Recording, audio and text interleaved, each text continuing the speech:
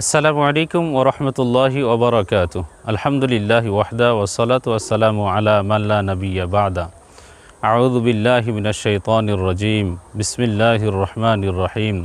ফাইন্নামা ইয়াসসারনাহু বিলিসানিকা লাআল্লাহুম ইয়াতাযাক্কারুন। প্রিয় দর্শক, আল ইতিসাম টিভির পক্ষ থেকে আপনাদেরকে জানাই আন্তরিক মোবারকবাদ। আজকে আমরা ষষ্ঠ পর্বে হারাকাতের পরিচয় জানব, যা একটি গুরুত্বপূর্ণ বিষয়। আমরা গত 5 পর্বে আরবি বর্ণমালার একক রূপ, যুক্ত রূপ চিনেছি। আজকে আমরা হারাকাতের পরিচয় জানব। প্রিয় দর্শক, আমরা হারাকাতকে 2 ভাগে ভাগ করব। আমি কথা না বাড়িয়ে সরাসরি চলে যাচ্ছি হারাকাতের পরিচয় জানতে। প্রিয় দর্শক, সাথে থাকুন এবং খেয়াল করুন, মনোযোগ সহকারে দেখুন আমি কিভাবে হারাকাতের পরিচয় জানাচ্ছি আপনাকে। প্রিয় দর্শক দেখুন, আমরা সর্বপ্রথমে একটি ব বর্ণ এককভাবে নিলাম। আমরা এখানেও একটি ব বর্ণ এককভাবে নিলাম। আমরা তার নিচে আরও একটি ব বর্ণ নিলাম। 3টি ব বর্ণ নিয়েছি। বকে যদি আমরা আকার দিই তাহলে আমরা সহজেই বুঝতে পারবো যে এটা আকার হয়েছে, উচ্চারণ হবে বা।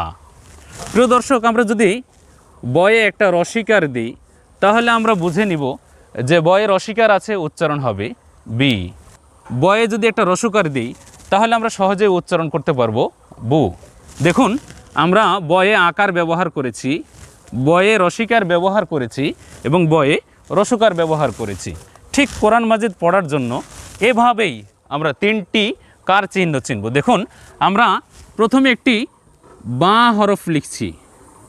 বা হরফ লিখে আমরা ওপরে একটি জবর দিচ্ছি।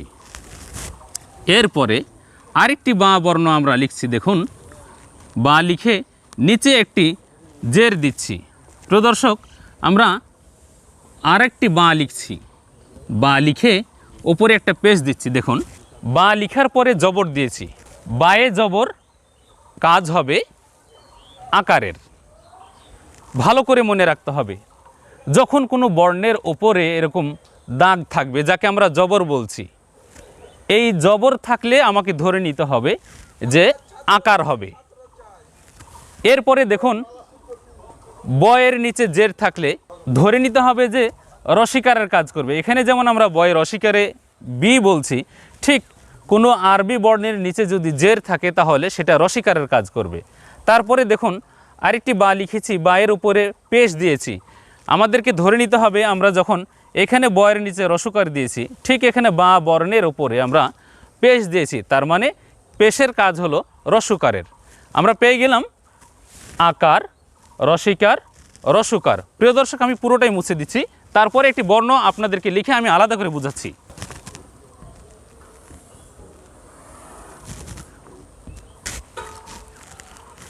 প্রিয় দর্শক দেখুন, আমি একটি বা লিখেছি। এখন আপনারা বলুন যে আমি ওপরে জবর দিলে কাজ কিসের হলো? আপনি সহজেই বলতে পারবেন বায়ের ওপরে, অর্থাৎ আমরা বারবার বা বলছি, এর একক রূপ হলো, এর একক হলো ব। আমরা বয়ের ওপরে যদি আকার দিই, জবর দিই, তাহলে উচ্চারণ হবে আকারের, কাজ হবে আকারের। এখানে বলতে হবে বা জবর বা। আমরা বানান করব না, কিন্তু ধরে নিব যে আকারের কাজ হয়েছে বা।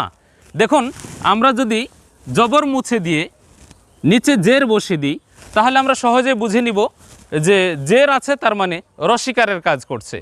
এখন বি হবে, উচ্চারণ বি। প্রিয় দর্শক, আমরা যদি জের মুছে দিয়ে ওপরে পেশ বসিয়ে দিই, পেশকে আমরা চিনব এইভাবে যে এটা ধরে নিতে পারে 9 চিনব আমরা। তো আমরা একে বলছি পেশ। দেখুন, পেশকে কোনো বর্ণের উপরে যদি পেশ থাকে তাহলে এর উচ্চারণ হবে রসুকারের, মানে বু, উচ্চারণ হবে বু। তাহলে আমরা প্রথমে পেলাম আমরা বা, তারপরে পেলাম বি, তারপরে পেলাম বু। আমরা চিনে ফেললাম যে জবর থাকলে আকার, জের থাকলে রসিকার, পেশ থাকলে রসুকার। 3টির কাজ হচ্ছে আকার, রসিকার, রসুকার। জবর থাকলে বা, জের থাকলে বি, পেশ থাকলে বু। প্রিয় দর্শক, এই 3টাকে বলে হারাকাত। দেখুন,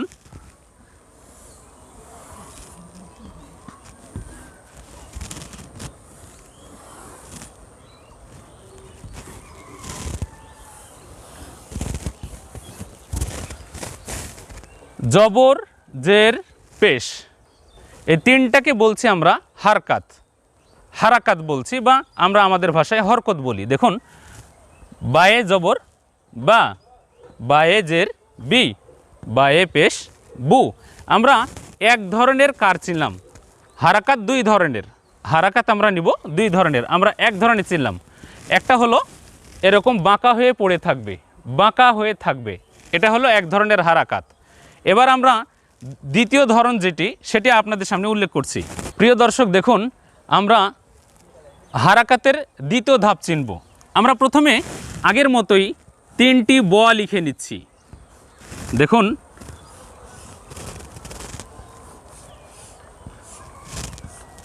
তিনটি ব লিখে নিলাম। দেখুন, বয়ের সাথে আমরা একটি আকার বসিয়ে দিলে বা হবে।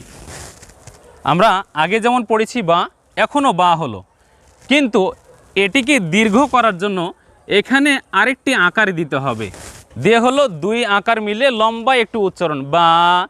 কিন্তু বাংলা লেখার সময় যখন আমরা বাংলা লিখি তখন এরকম পাশাপাশি দুই আকার থাকে না, দুইটা আকার থাকে না। কি হয়, বেশি উচ্চারণের জন্য কি থাকে, এরকম ডট থাকে, ডট থাকে, ডট থাকে।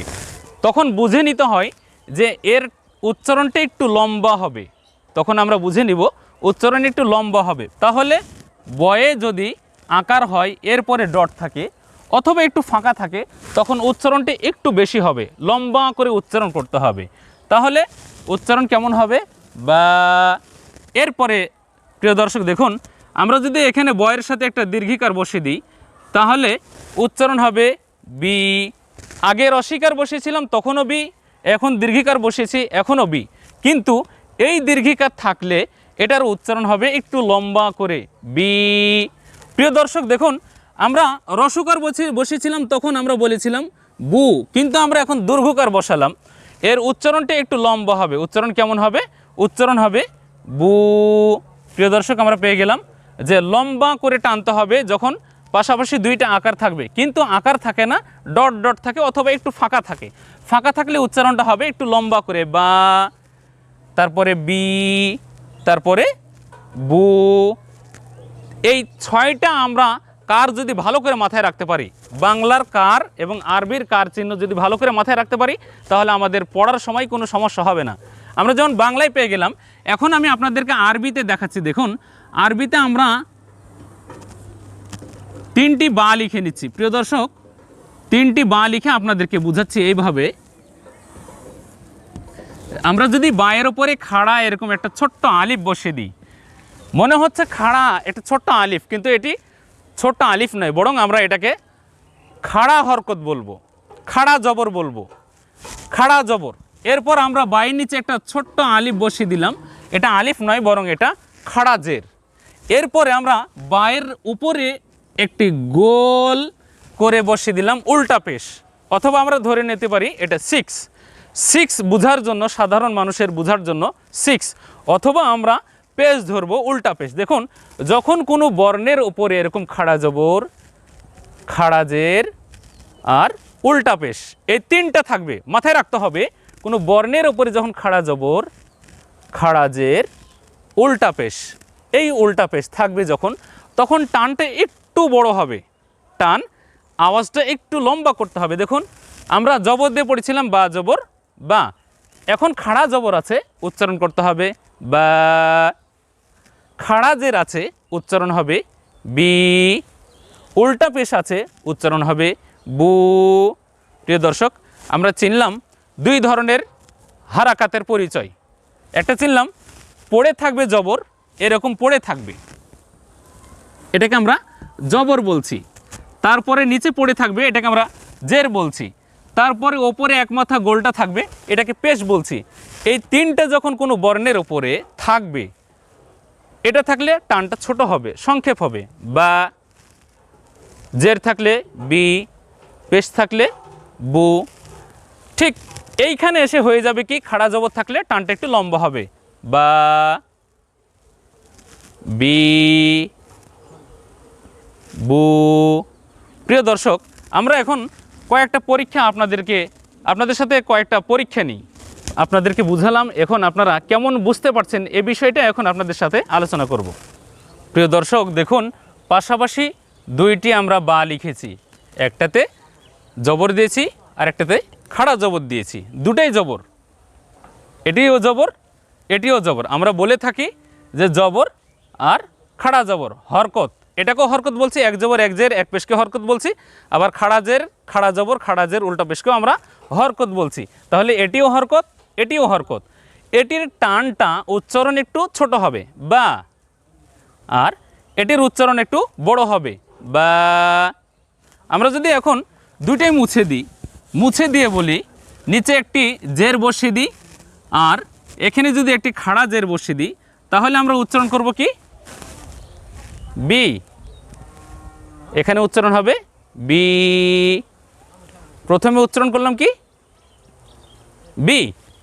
পরেরটা উচ্চারণ করলাম বি।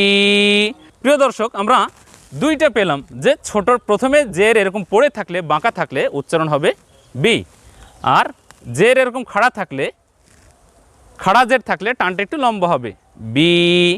আমরা মুছে দিয়ে যদি ওপরে দুইটা পেশ বসিয়ে দিই, একটা সোজা পেশ আর একটা উল্টা পেশ। সোজা পেশ থাকলে এভাবে সোজা যদি থাকে তাহলে উচ্চারণ হবে বু, আর কোনো বর্ণের ওপরে যদি এরকম উল্টা পেশ থাকে তাহলে টানটা একটু লম্বা হবে বু। এটা সংক্ষেপ হবে বু, আর এটি একটু লম্বা হবে বু। প্রিয় দর্শক, আমরা দুই ধরনের হারাকাতের পরিচয় জানলাম। এক ধরনের হারাকাত যদি জবর জের পেশ যদি কোনো বর্ণের উপরে থাকে তাহলে উচ্চারণ একটু সংক্ষেপে হবে, ছোট হবে বা, বি, বু। আবার যদি কোনো বর্ণের উপরে খাড়া জবর খাড়া জের উল্টা পেশ থাকে তাহলে তার উচ্চারণটা একটু লম্বা হবে, একটু বেশি করে বলতে হবে। কেমন হবে সেটা? যেমন বা, বি, বু, এমনটা হবে। এখন আপনারা দেখতে পাচ্ছেন আমি এখানে 8টি বর্ণ লিখেছি, হরফ লিখেছি। দেখুন, প্রথমে আছে খ, সদ, বদ, গইন, ক, কফ, ও, র। 8টি বর্ণ লিখেছি। প্রিয় দর্শক, এজন্যই লিখলাম যে আমরা আজকে শিখলাম হারাকাতের পরিচয়। দুই ধরনের হারাকাতের পরিচয়ের ব্যাপারে আমরা জানলাম। কিন্তু এই 8টি বর্ণে আপনাদেরকে এইভাবে বোঝাচ্ছি, যখন এই 8টি বর্ণের উপরে দুই ধরনেরই হারাকাত আসবে, জবর জের পেশ, খাড়া জবর খাড়া জের উল্টা পেশ, দুই ধরনেরই যখন হারাকাত আসবে তখন তার এককটাই উচ্চারণ করতে হবে। এটাকে আমরা ধরে নিলাম এখানে ক্ষয়ের ওপরে জবর দিলাম, ক্ষয়ে জবর দিয়ে আকারের উচ্চারণ হবে, আপনারা নিশ্চয়ই শিখেছেন। তাহলে ক্ষয়ে জবর দিয়ে অর্থাৎ আকার বলি আমরা, ক্ষয়ে আকার, খা বলবো না।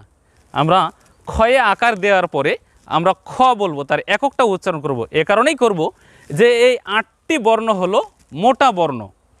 8টি বর্ণ মোটা হওয়ার কারণে এই 8টি বর্ণের ওপরে জবর, শুধুমাত্র জবর আর খাড়া জবর। দেখুন, জবর খাড়া জবর, জের এবং পেশ নয়। কিন্তু জের পেশের সময়ে এরকম হবে না। আপনাদেরকে বলছি শুধুমাত্র জবর এবং খাড়া জবর এই দুই সময়ে এই দুই বর্ণকে একক উচ্চারণ করতে হবে, আকার দিয়ে নয়। জবর হলে খ হবে, যদি জবরের স্থানে খাড়া জবর হয় তাহলে উচ্চারণটা খই হবে, কিন্তু একটু লম্বা হবে খ। সদের স্থানে জবর থাকলে, আকার থাকলে সা হবে না, উচ্চারণ স হবে। যদি খাড়া জবর থাকে তাহলে উচ্চারণ একটু বেশি হবে স। প্রিয় দর্শক, ঠিক এই 8টি বর্ণের একই নিয়ম, একই নিয়ম। জবর হলে একক উচ্চারণ হবে, খাড়া জবর হলে উচ্চারণটা এককভাবে একটু বড় হবে। যেমন আমরা বললাম খ জবর দিয়ে, খাড়া জবর দিয়ে বলছি খ। সদ দিয়ে যেমন বললাম স, খাড়া জবর দিয়ে স, উচ্চারণটা একটু লম্বা হবে। প্রিয় দর্শক, আজকের এই ধাপে এ পর্যন্তই আপনাদেরকে শিখালাম যে হারাকাতের দুইটি ধরন, একটি হলো জবর জের পেশ, আরেকটি ধরন হলো খাড়া জবর খাড়া জের উল্টা পেশ। আমরা শিখলাম যে জবর জের পেশ যদি থাকে তাহলে উচ্চারণ একটু সংক্ষেপ হবে, আর খাড়া জবর খাড়া জের উল্টা পেশ থাকলে উচ্চারণ একটু লম্বা হবে। প্রিয় দর্শক, আজকের এই পর্যন্ত শেষ করছি। সপ্তম পর্বে আপনাদের জন্য থাকছে পরীক্ষামূলক আলোচনা। সেই সাথে সঙ্গে থাকার জন্য অনুরোধ জানাচ্ছি। আসসালামু আলাইকুম ওয়া রাহমাতুল্লাহি ওয়া বারাকাতুহু।